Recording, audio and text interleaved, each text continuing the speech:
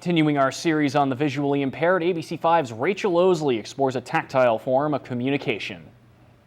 Literacy has the power to unlock doors and open new worlds. So much of our everyday lives depends on written communication. In today's era, there are audiobooks and computers that talk to you. But for the visually impaired, Braille is still an important tool that allows people the chance to enter that written world, even though they cannot read ink on a page. They were not taught how to read. They were not taught how to write.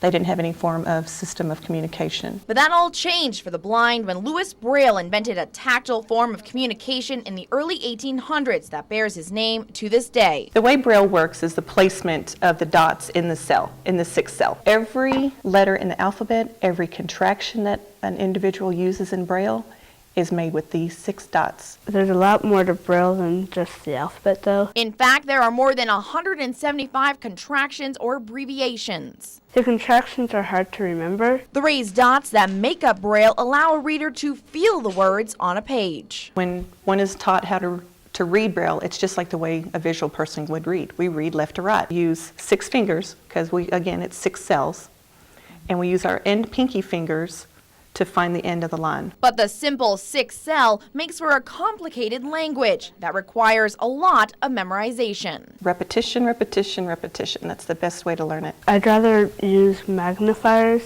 unless I really need to read Braille. A blind person, if Braille is their main form of written communication, can read up to 200 words per minute. Increases their speed so that they're more fluent readers. Patricia has low vision, so she uses her eyes and her fingers to read Braille. With Braille, I like to look at it with my eyes, and you're supposed to read it with your fingers.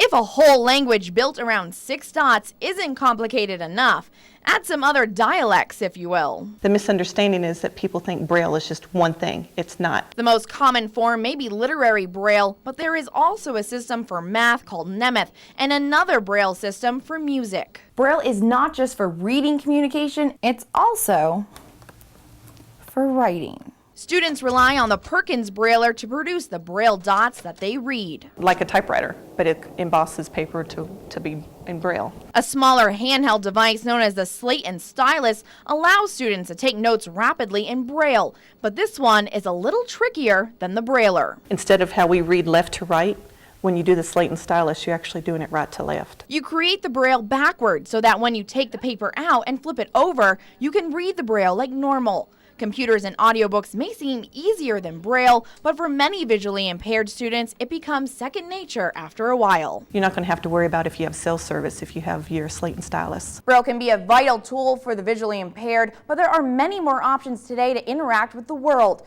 Tomorrow in our final chapter, we will explore how technology can open new doors on the road to independence for the visually impaired. In the ABC5 studio, I'm Rachel Osley.